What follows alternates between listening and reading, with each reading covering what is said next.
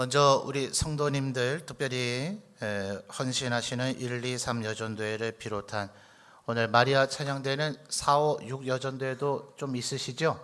자, 전도회 불문하고 우리 회중석에도 우리 여성도님들 계시긴 합니다만 찬양대에 많이들 앉아 계시니 한번 질문을 한번 해볼까요? 우문입니다. 우문 현답이라 그러죠. 여러분, 마리아처럼 살아야 될까요? 마르다처럼 살아야 될까요? 제가 우문을 여러분에게 말씀드린다고 그랬습니다. 두 사람 모두 다 처럼 살아야 되겠죠. 마리아처럼만 살면 곤란합니다. 여러분, 우리가 이 말씀을 읽으면 흔히 우리는 둘 중에 하나 선택이 굉장히 명쾌하거든요. 너무 복잡한 거 우리 싫어해요. 예를 들어 70% 마리아, 30% 마르다 이런 거 우리 생각하고 싶지 않거든요. 그래서 더더군다나 예수님께서 42절에 마리아는 이 좋은 편을 택하였으니 빼앗기지 아니하리라 라고 얘기하셨으니 100% 마리아의 손을 들어준 것 같거든요. 그래서 고민의 여지 없이 마리아처럼 살아야 되겠다는 결론과 결심을 갖게 될 가능성이 굉장히 많습니다. 그래서 나타나는 부작용들이 수많은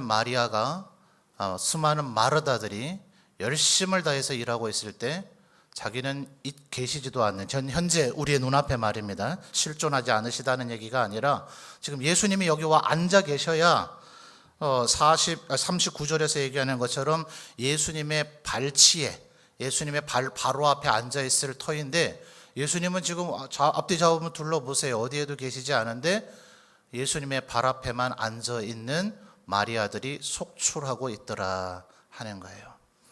여러분, 한번 상상력을 동원해 보십시오. 38절을 보면 첫 단어가 뭡니까? 그들이죠. 이 그들이 누굴까요? 그들이 길 갈 때에 예수께서 한 마을에 들어가심에 마르다라 이름하는 한 여자가 자기 집으로 영접하더라. 그러니까 이 그들 중에는 누가 들어가 있죠? 예수님이 들어가 있어요. 말하자면 예수님과 그의 일행들을 지금 누가 초대했습니까? 마르다가 마르다의 집에 초대를 했어요. 물론 이 집에 마리아도 같이 살고요. 조금 이따 살펴보겠습니다만 요한복음을 보면 나사로도 함께 살고 있습니다. 그런데 마르다가 제일 맞이였던 것 같아요. 그래서 부모님들은 돌아가셨는지라 통상 이 집을 나사로의 집이라 부르기보다는 마르다의 집으로 지금 부르고 있어요. 자, 이 마르다의 집에 어쨌든 38절 하반절에 나타나는 단어가 뭡니까? 자기 집으로 뭐 했다고요? 영접했다 그랬어요. 자, 제가 지금 함께 보고 있는 NIV 영어 성경에는 마르다가 opened, 자기의 집을 그냥 오픈했다. 그의 홈으로 그들에게 오픈했다 이렇게 되어 있어요. 그런데 통상적으로 이 오픈했다 혹은 영접했다고 하는 단어가 신구약 성경에 쓰여질 때 가장 기본적인 목적은 그들에게 무엇을 제공하고자 함이었을까요? 예? 무엇을 제공하고자 함이었을까요? 만약 마리아처럼 정말 예수님에게 뭔가를 배우고 싶고 말씀의 은혜를 받고 싶으면 사실은 여성에게는 이때 당시에는 허용되지 않았지만 회당으로 나아감이 맞죠. 거기가 하나님의 말씀을 배우는 공간이지 지금 마르다의 집은 회당이 아니에요. 여기는 말씀을 배우는 공간이 아닙니다. 말씀을 배우고자 지금 예수님을 초대한 것도 아니에요. 마르다가 뭐 했다고요? 영접했어요. 영접의 주 포인트의 목적은 뭘까요? 여기서 쉬었다 가시고 여기서 음식을 잡수시고 여기서 주무시고 가시라는 것이 최초의 목적이었습니다. 더더군다나 다시 한번 말씀드리지만 38절의 첫 단어 그들은 누구일까요? 몇 명이나 됐을까요? 자, 이 10장에 지금 오늘 오전에 공교롭게도 똑같은 누가복음이었죠. 그리고 제가 누가복음을 7장이었나요? 설명을 하면서 거론했던 선한 사마리아인의 비유가 바로 25절에서 37절까지 나오고 있네요. 근데 이 10장은 17장과는 달리 그래도 시간과 공간의 흐름에 연속선상이 있습니다. 10장 1절을 보십시오. 그 후에 주께서 따로, 자 10장 1절 보고 계십니까? 그 후에 주께서 따로 얼마요? 70인을 세우사 친히 가시려는 각 동네와 각 지역으로 둘씩 앞서 보내셨어요. 그래서 17절을 보면 70인이 기뻐하며 돌아와서 예수님에게 이런저런 보고들을 했어요. 그때에 25절에 어떤 율법 교사가 와서 예수님에게 질문하심으로 그 유명한 선한 사마리아인의 비유를 이야기하셨어요. 자, 인원의 변화를 10장에서 다시 여러분이 37절까지를 나중에 꼼꼼히 읽어보시면 공간의 변화나 인원의 변화를 시사해 주는 표현이 안 나타나요. 그러니까 지금 제가 여러 주석서들을 뒤져봤는데 아무도 지금 마르다 마리아 이 얘기만 하고 있지 이 38절에 그들이 누구인가에 대해서는 신학자들이 별 관심을 안 가졌어요. 왜냐하면 별로 이론의 여지가 없기 때문에. 이게 막 연구할 가치도 있고 이럴 수도 있고 저럴 수도 있으면 신학자들이 다 한마디씩은 2000년 동안 했을 거예요. 근데 누가 봐도 이건 명백해요. 몇 명이에요? 네, 70명이 현재 있는 것이 거의 90% 이상 타당해요. 물론 예수님과 사도 12명, 13명만이었을 수도 있어요. 자, 우리 여자분들 대답해 보세요. 13명 혹은 70명 식사 한 끼 대접하려면 쉬워요, 어려워요? 너무 강렬하게 대답하시는 거 아닙니까? 어렵죠? 네, 어려워요. 혼자 준비하기 쉬워요, 어려워요? 잘하시네요. 지금 문제의 포인트는 마르다는 왜 쓸데없이 음식 차렸냐? 예수님 이렇게 얘기하지 않으셨어요. 마리아처럼 말씀이나 배우려고 생각하지 쓸데없이 왜 음식 차렸느냐? 만약 이렇게 가정을 해봅시다. 성경의 기록에 대해서 이런 가정을 하는 것이 때로는 위험할 수 있지만 지금 이 상황은 별로 위험하지 않아요. 만약 마르다도 마리아처럼 했다면 어떻게 됐을까요? 예수님과 그의 일행 그들 그리고 마리아 마르다까지 전부 다 쫄쫄 굶어야 되죠. 애초에 그러면 영접하지 말아야죠. 여러분 다른 곳에서 예수님께서 이런 얘기를 하셨어요. 너는 내가 집에 들어왔을 때 손 씻을 물도 안 줬다. 그죠? 영접하는 사람은 부르지를 말든지. 예수님은 그것에 연연하는 분이 아니었어요. 아주 정갈한 집, 화려하고 깔끔한 집 이런 거 별로 예수님 그다지 좋아하지도 않으시고 그렇게 중요하게 여기지도 않으세요. 호화로운 음식 그런 거 필요 없어요. 니들이 나를 안 부르고 안 먹여도 여우는 머리 둘 곳이 있고 독수리도 새도 깃들 곳이 있지만 인자는 머리 둘 곳이 없다. 우리는 아무 데서나 그냥 누워 잔다. 먹을 게 있으면 먹고 안 그러면 안 먹는다. 이게 예수님의 삶이다. 나를 따라오려거든 너희들이 이 정도는 할 각오는 돼 있어야 된다. 이루고 실제로 그렇게 사셨던 분이에요. 지금 예수님이 한 끼 얻어먹지 못해서 그렇게 갈급하고 그걸 아쉬워하는 분이 아니란 말입니다. 그러나 그럴 것 같으면 부르지를 말지. 불렀다면 영접하겠다고 나를 집으로 초대하고 불렀다면 그러면 최소한 뭐 해야 된다는 거예요? 손 씻을 물부터 주는 격식은 차려야 된다는 거예요. 그러니 예수님의 그런 다른 곳에서의 나타난 예수님의 성향들을 볼 때 마르다 음식 차려야 돼요? 안 차려야 돼요? 차려야 된다는 거예요. 지금 여러분 예수님의 지금 초점은 음식 차리는 건 무조건 잘못된 거고 그거는 육적인 거리고 물질적인 거리고 그런 건 다 쓸데없는 일이고 오직 말씀 읽고 기도하고 예배드리는 이런 것만 영적인 일이니까 그런 일만 하라고 하시는 그 얘기가 아니란 말이에요. 그런데 너무나 쉽게 그렇게 이해가 된 나머지 그런 성향을 보이는 성도들이 남녀노소 불문하고 많이 있는 것이 현실이다는 거예요. 그래서 저는 오늘 이 저녁에 여러분의 좀 오해를 풀어드리고 싶은 겁니다. 자, 요한복음을 한번 좀 넘어가서 보죠. 11장과 12장을 한번 살펴볼게요. 요한복음 11장입니다.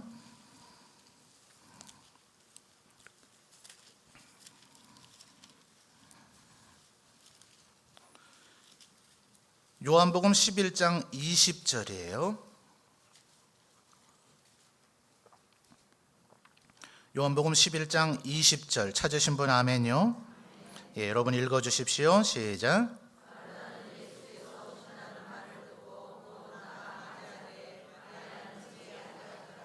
자, 누가 나갔어요? 그리고 마리아는 뭐 하고 있어요? 집에 앉았어요. 그래서 21절부터 27절까지는 마르다와 예수님에 대합니다. 방금 전에 음식 장만하다가 지쳐가지고 예수님 앞에서 동생 나무라며 짜증냈던 그 여인 마르다. 근데 지금 나사로가 죽었어요. 그리고 죽은 후에야 베다니에 예수께서 오시자 예수님이 오셨다는 얘기를 듣고 달려나간 여인은 누구라고요? 마르다예요. 마리아는 뭐 하고 있어요? 집에 앉아 있었대요. 자, 그런데 28절을 보시면 여기에 이제 약간의 궁금증이 있어요. 이것이 실제로 예수께서 하신 말씀인가 아니면 마르다가 지어낸 말인가? 왜냐하면 28절 보세요. 예수님과 실컷 대화를 하던 마르다가 이 말을 하고 돌아가서 가만히 그 자매 마리아를 불러 말하되 선생님이 오셔서 너를 부르신다. 이 말을 예수님이 했는가? 마르다에게 야, 마리아는 어딨냐? 왜 안 나오냐? 마리아 좀 오라 그래라 라고 얘기하셨다는 근거가 21절에서 27절 사이에 나옵니까? 안 나옵니까? 안 나와요. 그래서 가능성은 이건 마르다가 마리아를 예수님을 만나게 하려고 마르다가 지어낸 말일 수 있어요. 그러니까 29절을 보세요. 그 말을 듣자마자 집에 앉아있던 마리아가 이 말을 듣고 그 다음 무슨 단어 나타나죠? 급히. 아니 이렇게 급히 갈 것 같으면 언니 갈 때 같이 가지. 그죠? 아니 언니 갈 때 좀 뒤쳐져 가더라도 같이 갈 것이지. 그때는 무슨 뭐 예수님한테 서운했는지 예수님 안 만나고 싶었는지 왜 그런지 모르지만 안 나가던 여자가 이제 찾으신다 하니까 급히 나가는 건 뭐냐 말이에요. 자, 그리고 32절을 보니까 마리아가 예수님 계신 곳에 가서 예수님을 뵙고 이제 말씀을 나눕니다. 그런데 다시 예수께서 이제 무덤으로 갔기 때문에 그 무덤으로 옮겨갔어요. 그랬더니 어느새 마르다가 39절을 보니까 그곳에 또 나타났어요. 그죠? 그러니까 지금 마르다는 굉장히 외형적이고 적극적인 그런 여인이에요. 그래서 어떤 성경학자는 마리아는 왜 집에 앉아 있었을까? 조금 몸에 어떤 쇠약함이나 무기력증이나 혹은 어떤 그런 좀 소극적인 경향이 있는 것이 아닌가. 자, 12장으로 넘어가서 볼까요? 12장 2절을 보십시오. 12장 2절과 3절 여러분 읽어주세요. 시작.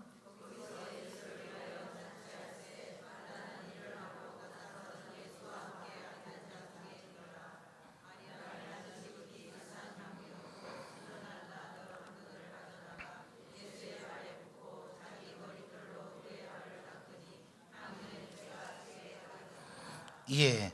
자, 12장 2절에서도 거기서 예수를 위하여 잔치하면 반드시 필요한 건 뭐죠?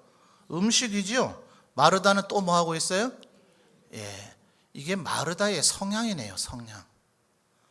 어쩌다 마르다는 이러고 있는 게 아니라 마르다는 원래부터 이런 여인이었고 마리아는 원래부터 이런 여인이었던 거예요. 근데 자, 이제 누가복음으로 되돌아오시죠. 누가복음을 되돌아오시면 여러분 지금 요한복음 12장에서 예수님의 발에 향유를 붓고 그걸 머리카락으로 닦았죠. 이게 지금 성경에 나타난 정보로만 보면 마리아는 결혼하지 않았을 거예요. 마르다도 그렇고, 그죠? 남편이 있었다는 얘기가 없어요. 남편이 있든 없든 여염집의 여인이 할 만한 행동은 아닙니다. 현대라고 하더라도 이러면 굉장히 큰 스캔들에 쌓이지 않겠어요?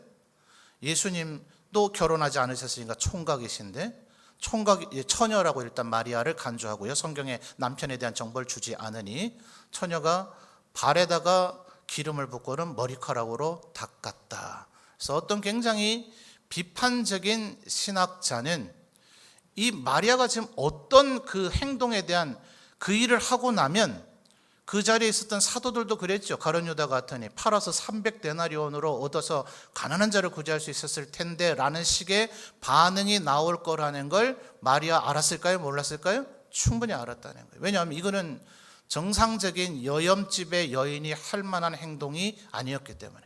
행동 자체로만 보면 예수님은 굉장히 나의 장례를 준비하는 행동이다라고 굉장히 칭찬하셨고, 앞으로 나에 대한 복음이 전파되는 것마다 이 여인의 행동을 알려서 칭찬받게 해라 라고 얘기하셨지만, 예수님의 그 논평이 있기 전에 냉정한 평가는 율랑 여성이나 할 만한 행동이다. 이게 이제 보통의 당시의 시각의 평가입니다. 자, 그러니 마리아라고 하는 이 여인은 예수님이 지금 자기 남형제인 나사로가 죽어 있는 가운데 마을에 오셨다는 얘기를 듣는데도 불구하고 안 나가요. 언니 마르다는 지금 예수님을 만나겠다고 나가는데 자기는 끝내 안 나가고 있다가 또 예수님이 찾는 데니까 급히 나가요. 그래서 이 마리아의 행태를 볼 때, 자, 오늘 누가복음으로 돌아오셨나요? 39절 다시 한번 보죠. 그에게 마리아라 하는 동생이 있어 주의 발치에 앉아 그의 말씀을 듣더니, 이때도 마찬가지입니다. 여러분 죄송하지만 100년 전까지만 해도 여성들에게 이런 것은 허용되지 않았어요. 아까 제가 말씀드릴 때에 이 마리아와 마르다가 정말 지금 말씀을 배우는 것이 목적이었다면 회당으로 나가는 것이 맞았다라고 얘기하지만, 그 말이 틀린 것은 회당에 가봐야 입장을 안 시켜줍니다. 어디 여자가 회당에 들어옵니까? 성전으로 가서 예수를 배우고자 할지라도 예수님과 제자들이 여인의 뜰까지 나와주시지 않는 한 여인인 마리아와 마르다가 남성인 예수님과 사도들을 만날 성전 안에 공간은 없습니다. 당연히 성전까지 왔으면 성전 뜰에 남자들이 있을 이유가 없죠. 그 성전 안으로 들어가서 하나님을 예배할 수 있는 장소로 들어갈 것인데 거기에는 여성들의 입장이 허용되지 않는단 말이에요.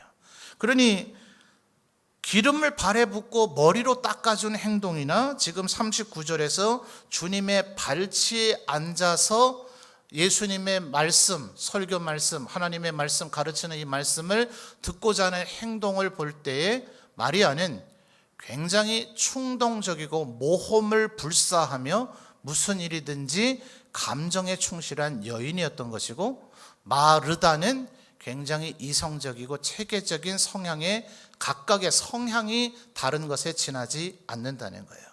그래도 예수님은 칭찬했지 않느냐? 예수님의 지금 칭찬은 사실은 유대인 남자들을 겨냥한 겁니다. 이 여인인 마리아도 이렇게 말씀을 듣고자 하는데 너희들은 도대체 뭐냐, 이 얘기인 거예요 지금.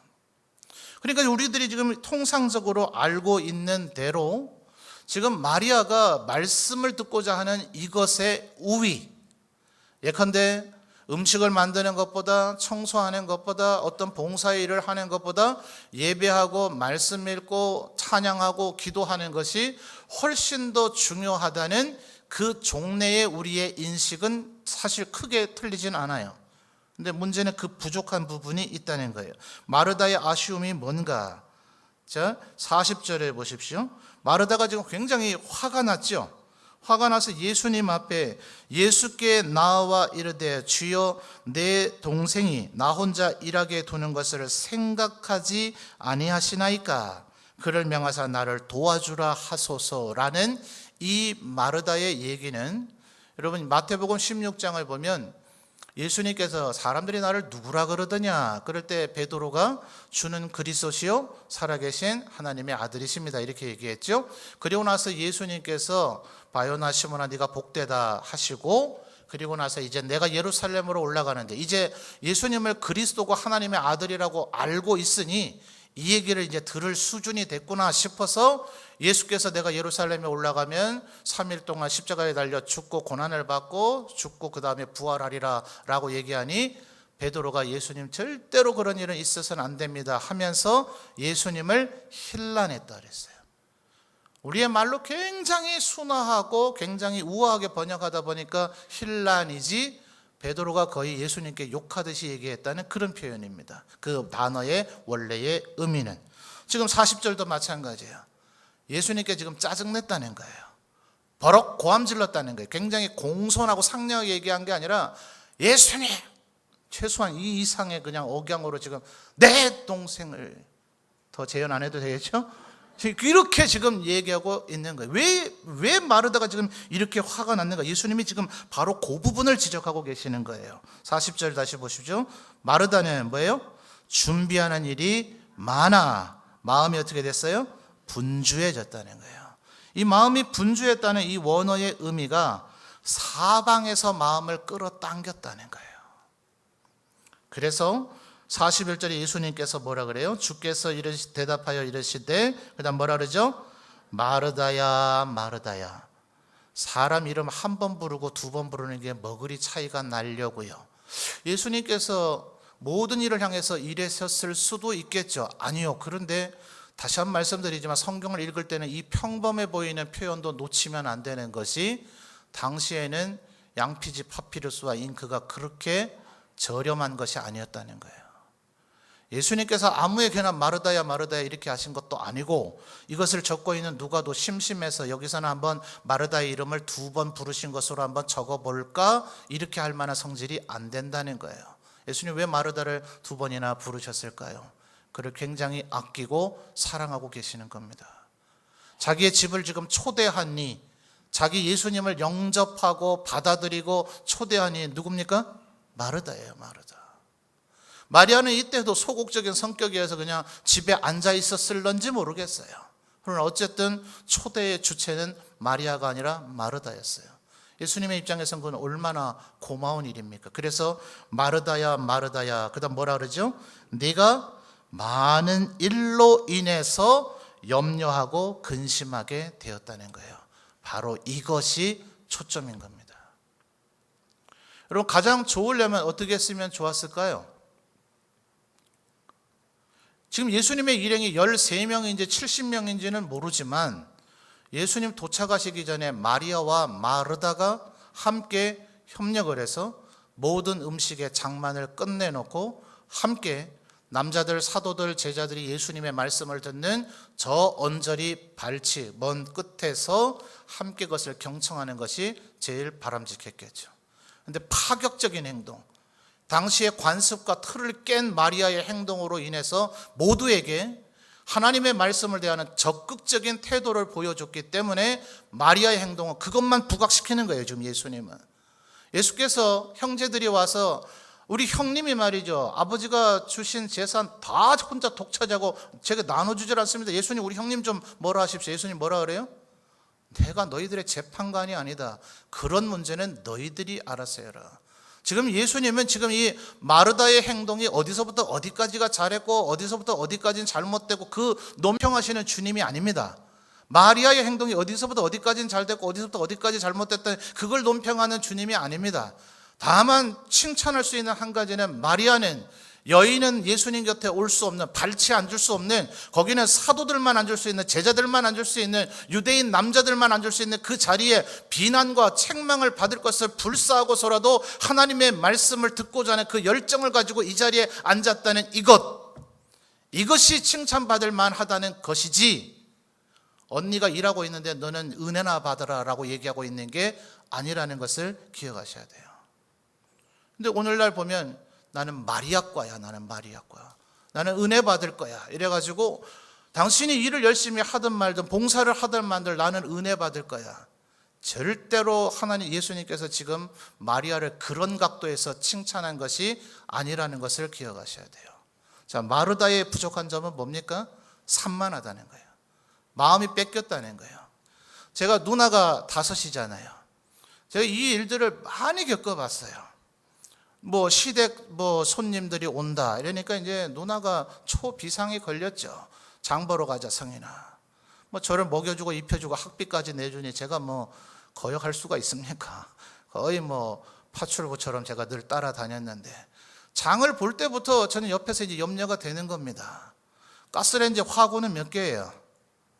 요즘은 4개짜리도 있더라고요. 당시에는 2개 있는 누나 집이었어요.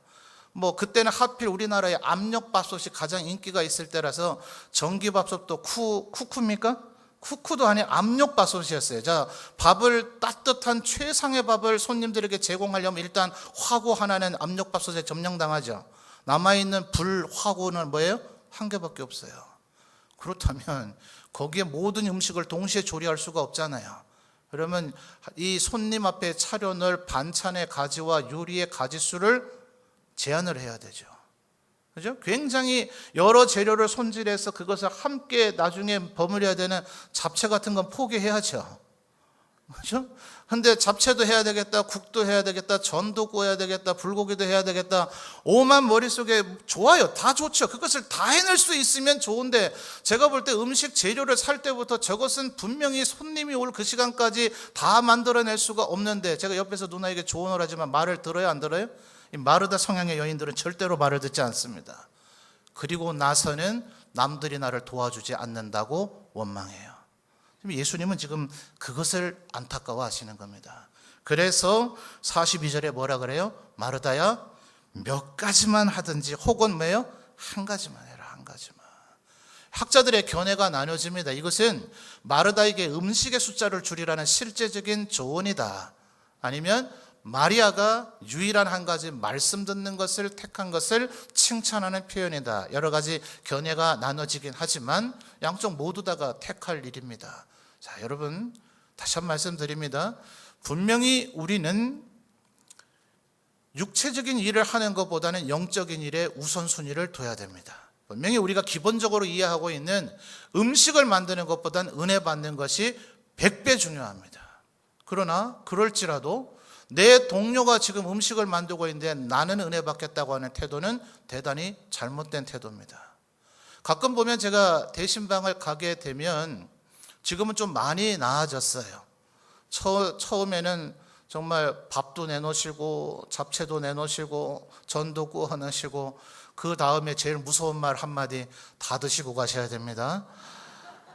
와, 아직 남은 집은 8집이 남아있는데 뭐 차라리 마지막 집이었으면 제가 순교를 각오하고 한번 먹어보겠는데, 거기서 그걸 다 먹고 가면 그 다음 집부터는 이제 말하기도 힘들어지는 거죠. 그래서 제발 적게 하시라. 사실 목사님들 가운데 뭐 당뇨를 비롯한 그런 질환을 앓고 계시는 이제 노년층의 목사님들이 많아요. 뭐 자기 개인이 건강 관리를 잘못해서이기도 하지만 음식으로 마음을 표현하는 시대는 이젠 지나야 될 것 같아요. 그래서 성도들이 지금 많이 나아지셨어요. 그래서 어떨 때는 정말 어느 구역은 정말 10집을 갔는데 딱 2집만 음료수를 주고 나머지 8집은 정말 냉수 한 잔 안 주셔서 목이 심히 말랐던 바가 있긴 합니다만, 제가 한 말이 있는지라 아무 불평을 할 수가 없었습니다. 그거 잘하신 거예요. 그렇게 하셔야 돼요. 근데 지금도 아쉬운 것은, 신방을 가보면 대신방이 아니라 하더라도 그냥 단독 신방이라 하더라도요, 이게 참 영적으로 묘합니다.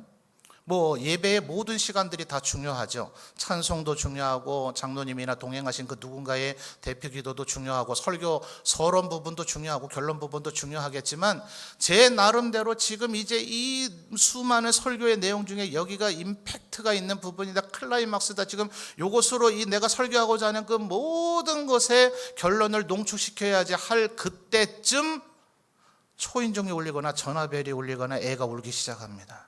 그래서 저는 이것이 우연히 일어나는 일이 아니라 우리를 은혜 받지 못하게 방해하는 사단의 영적인 역사일 가능성이 굉장히 많다고 생각하고 있습니다. 그래서 제가 권찰님들, 우리 부교육자들에게 언제나 그것에 대한 문제 해결자가 되라. 초인종이 울리면 내 집이 아니지만 그 주인이 나가야 되나 말아야 되나 고민하고 있어요. 아예 나가서 지금 예배 중이니까 뭐 나중에 오시라든지, 아니면 여러분이 대신 응대를 해준다든지, 전화도 마찬가지입니다. 애가 울면 거기 지금 따라온 분들도 은혜가 갈급하시겠지만 죄송하지만 오늘 신방 받는 주인공이 은혜를 받아야지, 다른 사람이 자기가 지금 은혜 받으려고 그래요. 지금 신방 받을 그 대상자는 지금 막 애가 울어서 애를 달래야 되나 말아야 하는데, 따라온 신방대원이 본인이 은혜 받으려고 하고 있으면 이것은 주객이 잘못된 거다. 그때는 내가 무슨 역할을 해야 돼요? 이 집 사람이 마리아 역할을 해야 되고 내가 마르다 역할을 해야 되지, 나는 언제나 마리아야겠다라는 이 태도는 하나님 앞에 영적인 욕심에 불과하다 이 말이에요. 근데 문제는 그 집 분들도 꼭 설교가 아직 덜 끝났는데 본인 생각에는 끝났다 싶은가 봐요. 제가 끝날 거라는 사인을 안 드렸는데, 그죠? 끝으로 마지막으로 이제 말씀을 마무리하겠습니다. 저는 이런 표현을 쓰는 걸 설교에서는 굉장히 좀 이렇게 못하는 설교라고 저는 개인적으로 생각하거든요. 그 말을 안 하고 마무리해야 되죠.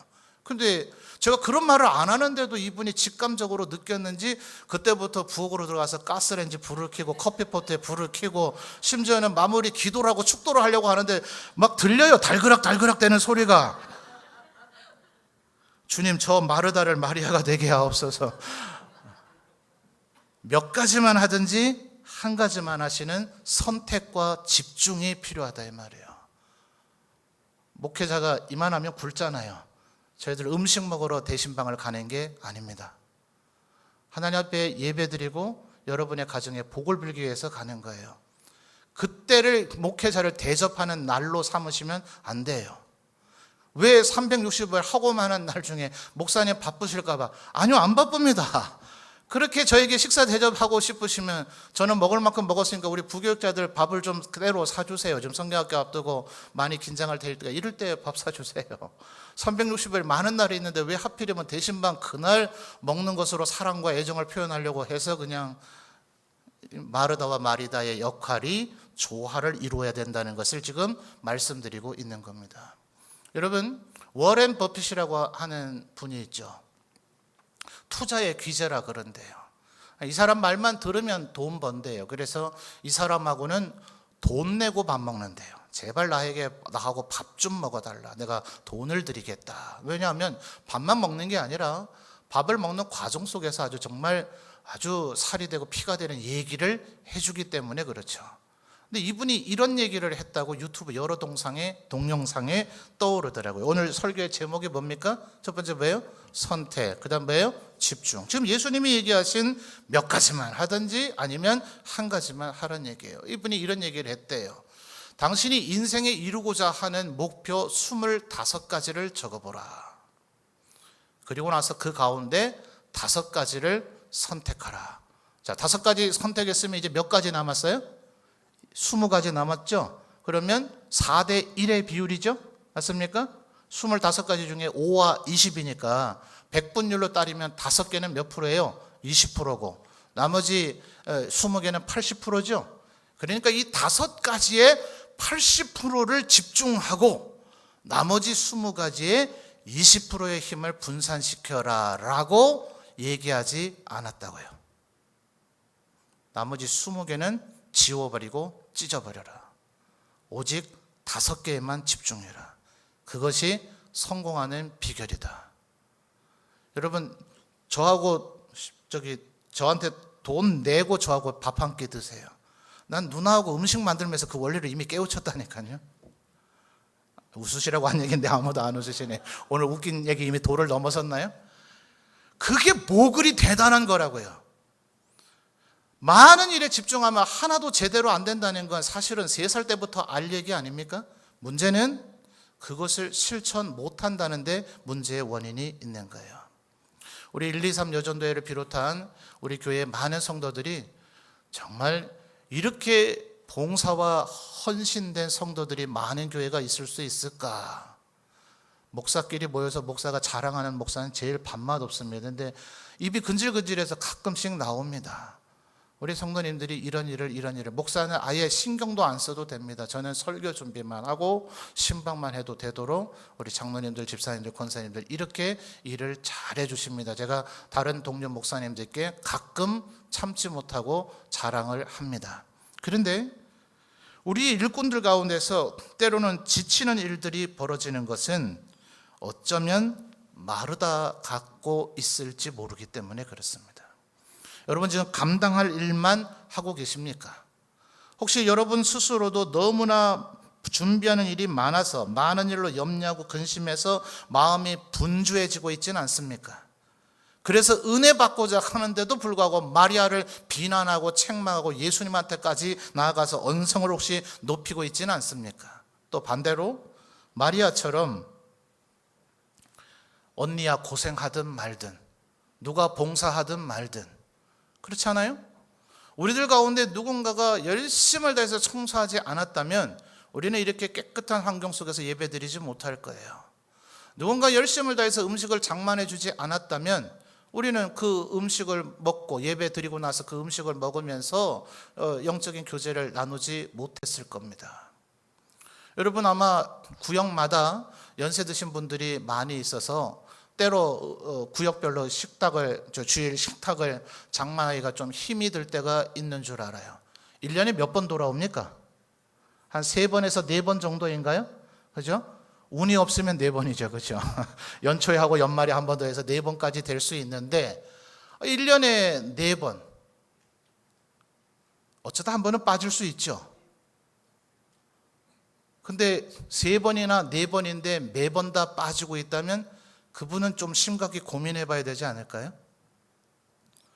52주 가운데 4번 빠졌다 그러면 가능한 일이잖아요. 1년에 딱 4번인데 어떻게 우리 구역에서 음식을 장만하는데 한 번도 못 얻고 왜 1년에 4번이면 52주면 13주에 한 번꼴로 돌아온다는 얘기인데 13주에 한 번인 그날만 그렇게 바쁘고 일이 많을까? 누군가로 하여금 마르다가 되게 만들지 말아야 된다는 거예요. 누군가로 하여금 혼자 마리아이지 말아야 된다는 얘기입니다. 여러분 우리는 예수님은 다시 한번 말씀드리지만 먹는 것을 막 탐하고 그런 분은 아니에요. 근데 우리는 어때요? 우리는 먹어야 되잖아요. 그래서 요한 3서 말씀을 기억하십니까? 데메드리오라는 사람과 디오드레베의 얘기가 나오는데 디오드레베는 남은 대접하지 않았어요. 그리고 남 대접하는 자를 책망하고 싫어할 뿐만 아니라 그런 사람을 교회에서 쫓아냈어요. 그래서 요한 사도가 내가 디오드레베의 이 악한 행동을 내가 절대로 그냥 두지 않을 거다. 반대로 데메드리오라고 하는 사람은 대접하는 일을 즐겨했어요. 또 성경은 아브라함이 사람 손님 대접하기를 즐겨하다가 부지불식간에 하나님을 대접했다 그랬습니다. 지금 분명히 지적하고자 하는 것은 마리아가 당시의 관념을 깨트리고 그 누구도 여인이라면 다가가 앉을 수 없는 그 상황 가운데서도 말씀을 사모했기 때문에 칭찬을 받은 것이지 영접하는 이 일을 소홀히 하는 것에 그것을 칭찬받은 것은 아니라는 거예요. 그래서 저는 남녀노소를 불문하고 우리 교회 모든 성도들이 은혜 받아야 될 때는 집중해서 은혜를 받았으면 좋겠어요. 자, 여러분 과거에는 그렇지 못했죠. 사실 토요일 날 모두 다 바쁠 수 있어요. 그러면 주일 날 음식 장만하느라 정말 힘이 들었을 수 있을 거예요. 11시 예배인데 큰일 났다. 예배 시간은 다가오고. 여러분 좀 전향적인 사고의 전환을 가지세요. 식당 준비를 해야 될 때는 가능한 일부 예배를 다 드리시고 그리고 나서 10시부터 12시까지 열심을 다해 준비하시면 좋겠다 싶어요. 또 앞으로도 마찬가지입니다. 카페도 그래요. 주일날 아마 어떤 형태로든 성도들의 교제장으로 그 서빙을 하는 음료를 만들고 제공하는 봉사자들이 있어야 될 터인데 저는 그분들은 일부 예배를 드리고 2부 예배 끝날 때쯤 미리 가서 식당에서 미리 좀 식사를 하시고 너무 늦게 오면 성도들이 밥 다 먹고 그 카페에 들어가서 한번 커피 한 잔 마시면 성도들과 교제 여유를 누리기 위해서 기다리고 있어서 있도록 만들어서는 안 되잖아요. 일반 성도들이 식사하고 오기 전에 내가 먼저 그렇다고 밥도 안 먹고 그 일을 하라 그러면 안 되잖아요. 그건 마르다에게 너무나 무리한 요구인 거예요. 그래서 이런 전향적인 사고들이 벌어져서 선택하시고 집중하시고 협력하셔서 바라기는 우리들의 마리아와 마르다가 예수님과 그의 일행들이 도착하기 전에 음식 장만의 준비를 끝내놓고 함께 은혜 받고 함께 웃으면서 식탁을 나누는 그런 지혜로운 사람들로 가득 찼으면 좋겠습니다. 오늘 이 저녁에 헌신하는 우리 1, 2, 3 여전대를 비롯한 모든 우리 성도들이 마리아의 장점과 마르다의 장점을 고루 취하여서 하나님 앞에 헌신되고 지혜로운 일꾼들 되시기를 주님의 이름으로 축원합니다.